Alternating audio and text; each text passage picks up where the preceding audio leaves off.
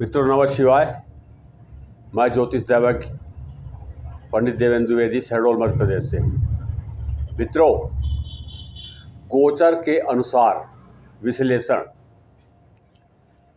आज मैं मिथुन राशि, जिनकी चंद्र राशि मिथुन राशि है, यह जिनका जन्म मिथुन लग्न में हुआ है, उनके लिए ये विश्लेषण है। और मित्रों, हमेशा मैं आपसे कहता हूँ कि ग्रहों का प्रभाव जीवन में शुभ है या अशुभ है, क्या परिणाम होगा, अच्छा होगा खराब होगा, चंद्र राशि कुंडली देखने के पूर्व हमको लग्न कुंडली देखना आवश्यक हो जाता है, क्योंकि लग्न कुंडली में भी किसी न किसी ग्रह की महादशा, अंतरदशा, प्रत्यंतर दशा चलती रहती है और वो स्थायी रूप से होता है। चंद्र राशि ये गोचर कुंडली है, अस्थायी रूप से होता है। चंद्र राशि में ग्रहों का जो गोचर होता है वो कम समय के लिए होता है, पर महादशाएं जो चलती हैं जन्म कुंडली में, उनका एक लंबा समय होता है।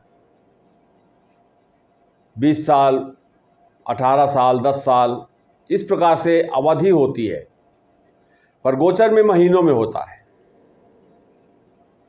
जैसे शुक्र 25 दिन, सूर्य 1 महीना, इस प्रकार से 9 के 9 ग्रह जो हैं हमारे ब्रह्मांड में गोचर करते रहते हैं।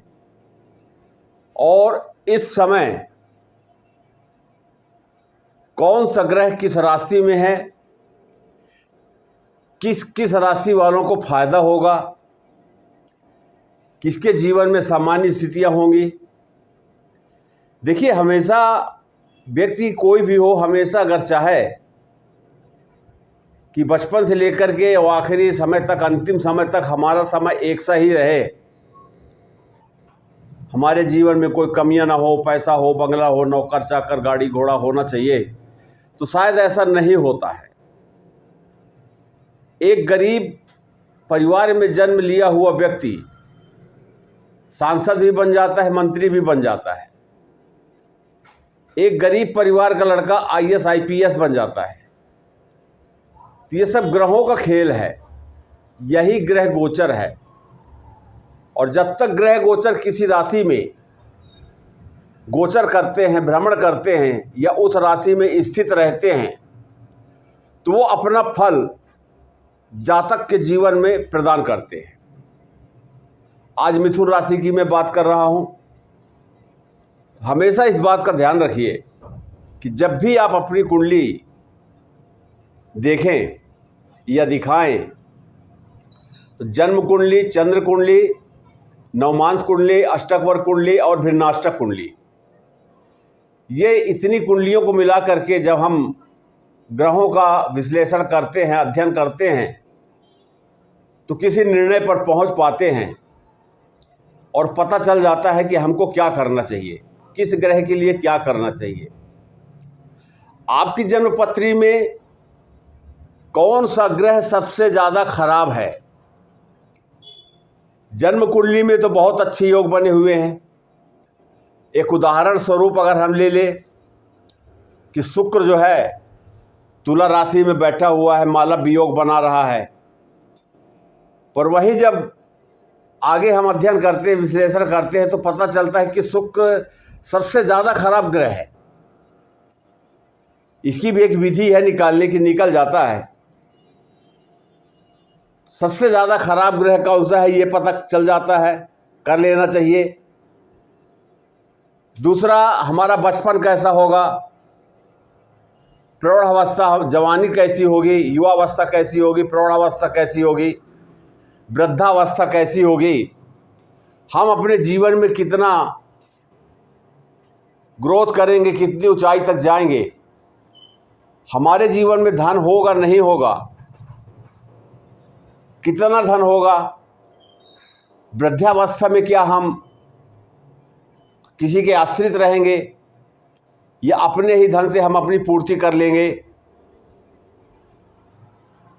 आय कितनी होगी, व्यय कितना होगा, स्वास्थ्य कैसा होगा, बैंक बैलेंस कितना होगा, संघर्ष कितना करना पड़ेगा, सुख सुविधाएं हमारे जीवन में कितनी होंगी, संतान की तरफ से, प्रेम की तरफ से हम कितने संतुष्ट रहेंगे, रोग शत्रु कर्जा हमको परेशान करेंगे या नहीं करेंगे, हमारा दाम्पत्य जीवन कैसा होगा, हमारी आयु कैसी होगी, हमारा भाग्य साथ दे रहा नहीं दे रहा है, हमें क्या करना चाहिए, हम किस क्षेत्र में हैं। ये बहुत सारे प्रश्न हैं जिसको अध्ययन करने में 2 से ढाई घंटा 3 घंटा लगता है। वीडियो हम लोग बनाते हैं, हमारे भाई लोग भी बनाते हैं, 15-20 मिनट का वीडियो रहता है। 15-20 मिनट में हम कितनी बातें कर लेंगे, बहुत लंबा वीडियो हो जाता है। ये तो थोड़ा सा आपसे बातें करने के लिए मैंने इतनी बातें बताई। अब आते हैं विषय पर। चंद्र राशि पर आधारित मिथुन राशि के लोग आने वाला जो समय है, महीना 15 दिन का जो भी समय है, वो कैसा रहने वाला है, क्या समस्याएं रहेंगी या समाप्त होंगी। इस माह में 4 ग्रह राशि परिवर्तन कर रहे हैं। सूर्य, मंगल, बुध, शुक्र, ये 4 ग्रह राशि परिवर्तन कर रहे हैं। और जब राशि परिवर्तन कर रहे हैं तो निश्चित रूप से कुछ लोगों को अच्छे परिणाम मिलेंगे तो कुछ को खराब मिलेंगे। जैसी दशा महादशा वैसे ही ग्रह गोचर। पर मिथुन राशि के जातकों के लिए बहुत ही अच्छा महीना होने वाला है, बहुत ही अच्छा महीना। मैं ये कहूं कि ऐसा अवसर जो है, ऐसा ग्रह गोचर कभी कभी आता है या कभी कभी बनता है और उसका लाभ इंसान को उठाना चाहिए। उसके लिए क्या करना चाहिए, किसी मंत्र का जाप कर लें या थोड़ी छोटी छोटी पूजा कर लें। आप अपने घर में रह कर के सब कुछ कर सकते हैं, उसकी शुभता अनुकूलता और ज़्यादा बढ़ जाती है। मिथुन राशि के जातकों की कुंडली में सबसे पहले हम मंगल की बात करते हैं। मंगल तुला राशि में है, पंचम भाव में है। मंगल जो है अग्नि तत्व ग्रह है, तुला राशि जो है वायु तत्व है। अग्नि को अगर हवा दी जाए, वायु दी जाए, तो अग्नि का वेग और बढ़ जाएगा और तेज तेज अग्नि जलने लगेगी। यही स्थिति मंगल की है।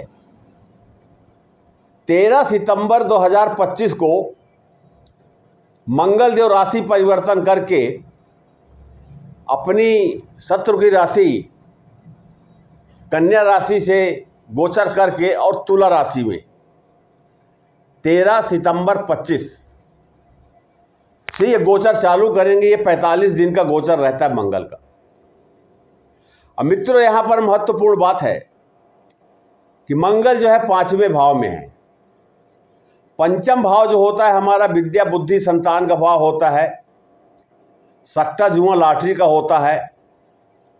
वैसे सट्टा जुआ लॉटरी से दूर रहना चाहिए, इससे नुकसान ही होता है। ये संगीत का भी भाव है, प्रेम संबंध का भाव है, गायक, बहुत से विषयों का ये भाव है। जिन लोगों का पैसा शेयर में फंसा हुआ था, मार्केट डाउन था, 13 तारीख के बाद ऐसी उम्मीद की जा सकती है कि शेयर से लाभ हो सकता है। मंगल का स्वभाव तेज है। मंगल जिस राशि में जाते हैं तो 0 डिग्री से लेकर के 10 डिग्री तक, यानी शुरू के 15 दिन बड़ी तेजी से काम करते हैं। जो इस भाव से संबंधित है, विद्या बुद्धि संतान, फिल्मी कलाकार, टीवी के कलाकार, संगीत, लेखक, गायक। मिथुन राशि के जातक तो वैसे भी बड़े भावुक होते हैं, किसी का दुख नहीं देख सकते, इनके मन में अच्छे भाव रहते हैं। बुध जो है ज्ञान का कारक, बुद्धि का कारक। मिथुन जाति के जो लोग होते हैं इनकी वाणी बहुत अच्छी होती है। ऐसे लोग अगर ये एडवोकेट हैं, वकील हैं या गायक हैं, प्रचारकर्ता हैं, उनकी वाणी में भगवती सरस्वती का वास होता है। लोग बड़े ध्यान से सुनते हैं और बड़ी अच्छी बातें करते हैं। शरीर भारी होता है, लंबे चौड़े होते हैं, पर विवेक बहुत अच्छा होता है। ये मिथुन राशि के जातकों की एक विशेषता है। और इनके साथ अच्छी अच्छी बातें करके लोग इनको ठग भी लेते हैं। ये भावुकता में आकर के कुछ भी कर देते हैं। इनके पास नहीं है तब भी सहयोग की भावना रखते हुए ये कहीं से भी व्यवस्था करके सामने वाले व्यक्ति का सहयोग कर देते हैं। तो मंगल यहाँ पर 5वें भाव में बैठ करके मिथुन राशि के जातकों को अच्छा परिणाम देंगे। अब दूसरा ग्रह जो हमारा बुध है, बुध देव अभी तक का मतलब 15 सितंबर तक सूर्य की राशि में, सिंह राशि में थे। मिथुन राशि के कुंडली में, लग्न कुंडली में या राशि कुंडली में 4थे भाव में थे। अब ये बुध जो है अपनी राशि में आ गए, केंद्र भाव में, 4थे भाव में, कन्या राशि में। और यहां पर बुध आकर के कन्या राशि में, उनकी अपनी खुद की राशि है और उच्च की राशि भी है। मंगल, बुध, गुरु, शुक्र, शनि, ये 5 ग्रह जो हैं अपनी राशि या अपनी उच्च की राशि में जब केंद्र भाव में 1, 4, 7, 10 इन भावों में बैठते हैं तो एक पंच महापुरुष योग बन जाता है। यहां पर बुध देव कन्या राशि में 15 तारीख से गोचर करेंगे तो यहां पर बुध देव भद्र योग बना दिए। बहुत ही अच्छा समय, महत्वपूर्ण समय, 2 अक्टूबर तक का समय बहुत ही महत्वपूर्ण समय होता है ना। कभी कभी अचानक कुछ प्राप्त हो जाता है, फिर अचानक कभी लॉस भी होता है, कभी फायदा होता है। जीवन का दिनचर्या, लोग क्या कहते हैं कि ये जीवन है, उतार चढ़ाव होता रहता है। यही उतार चढ़ाव है। जब ग्रहों का गोचर अच्छा होता है तो अच्छे फल मिल जाते हैं, और वही ग्रह जब खराब गोचर में जाता है तो बुरे परिणाम मिलते हैं। तो यहाँ पर ये 2 अक्टूबर तक का समय जो है बहुत ही महत्वपूर्ण समय है। ये बुधदेव की कृपा है मिथुन राशि के लोगों के लिए। अब ये 4था भाव है, अभी आगे और बात करूंगा। पहला योग तो बन गया भद्र योग, अब ये 4था भाव है। 4थे भाव में हम क्या देखते हैं? माता का भाव है। छोटे छोटे बच्चे जो पढ़ाई लिखाई करते हैं, KG1 KG2 वाले 5 साल के नीचे, ये उनका भाव है। वाहन, मकान, जन्म स्थान, ये इसका भाव है। हमारे जीवन में जो इच्छाएं होती हैं, अच्छा मकान बनाना, अच्छी गाड़ी होना, पैसा होना, ये सुख का भाव है। 4था भाव सुख का भाव है। और सुख के भाव में भद्र योग बनना माने जिन लोगों का मकान नहीं बन रहा था, कोई किसी कारण से मकान बनेगा, वाहन की प्राप्ति भी हो सकती है। ये 22 दिन का समय बड़ा ही महत्वपूर्ण योग कारक समय होगा। बुध देव जो है मिथुन राशि के कुंडली में, मिथुन लग्न की कुंडली में योग कारक ग्रह भी हैं। बुध देव लग्न के स्वामी भी हैं। इस कारण इनको और बल मिल जाता है। और दूसरी बात कि 17 तारीख को 17 सितंबर को यहीं पर अपनी राशि गोचर पूर्ण करके चौथे भाव में कन्या राशि में ये भी आ जाएंगे। तो जब सूर्य और बुध दोनों एक साथ होंगे तो बुध आदित्य योग बन जाएगा। ये भी एक शुभ योग है। तो जो सूर्य देव चाहेंगे वही बुध देव करेंगे और उस भाव के फल को बढ़ाएंगे। उस भाव का जो फल है मिथुन राशि के जातकों को प्रदान करेंगे। अब सूर्य देव यहां पर 1 माह रहेंगे, जिसमें कुछ दिन लगभग 15 दिन बुध के साथ रहेंगे। बुध आदित्य योग रहेगा और 2 अक्टूबर तक भद्र योग बना रहेगा। अब यहां पर से हम देखें तो बुध और सूर्य दोनों की दृष्टि 10वें भाव में पड़ रही है। 10वां भाव जो है हमारा कर्म क्षेत्र का भाव है। मिथुन राशि की कुंडली में 10वें भाव में मीन राशि है, जहां शनि महाराज गोचर कर रहे हैं। मीन राशि में दूसरे चरण में गोचर कर रहे हैं, लेकिन 10वें भाव में केंद्र भाव में है, शुभ भाव में है। तो यहां पर शनि महाराज अभी 138 दिनों के लिए बकरी चल रहे हैं। तो इस भाव का जो फल है ये कर्म क्षेत्र है, राजनीति का, बड़े व्यापार का, उद्योगपतियों का, सामाजिक स्तर का, सोशल स्टेटस, इनको भी वृद्धि होगी बुध और सूर्य की वजह से। सूर्य तो वैसे भी सत्ता के कारक ग्रह हैं, पिता के कारक ग्रह हैं, नौकरी चाकरी के कारक ग्रह हैं, और सूर्य चौथे भाव में बैठ करके और 7वीं दृष्टि से 10वें भाव को देख रहे हैं। और 10वें भाव के कारक ग्रह भी सूर्य हैं, उच्च पद के कारक ग्रह भी सूर्य हैं। तो इन्हें भी लाभ होगा, निश्चित रूप से लाभ होगा। ये स्थिति है सबसे महत्वपूर्ण अच्छी स्थिति जिसको कहा जाए। 3 ग्रहों की मैंने आपसे बातें की। चौथा, गुरुदेव मिथुन राशि लग्न में ही गोचर कर रहे हैं 14 मई 2025 से ये गोचर कर रहे हैं। लगभग 13 माह इनका गोचर है। अब यहां पर गुरु अगर गोचर कर रहे हैं तो ये गुरु का गोचर जो है, स्वास्थ्य अच्छा रहेगा मिथुन राशि के जातकों का, मानसिक तनाव समाप्त होगा, विद्या बुद्धि की प्राप्ति होगी, ज्ञान की वृद्धि होगी, धार्मिक कार्यों में रुचि बढ़ेगी, सामाजिक स्तर बढ़ेगा। यहां पर गुरु का भी आशीर्वाद प्राप्त हो रहा है। अब मित्रों, गुरु की 7वीं दृष्टि धनु राशि में पड़ रही है, जो गुरु की स्वयं की राशि है। 7वीं दृष्टि 7वें भाव, तो दाम्पत्य जीवन में खुशहाली होगी, प्रेम व्यवहार अच्छा रहेगा। जिन लोगों के विवाह में रुकावटें आ रही थी उनके विवाह संपन्न हो सकते हैं। ये छोटी सी जानकारी मैंने आपको प्रस्तुत की, आपको समर्पित किया। मित्रों, ये ग्रह गोचर है।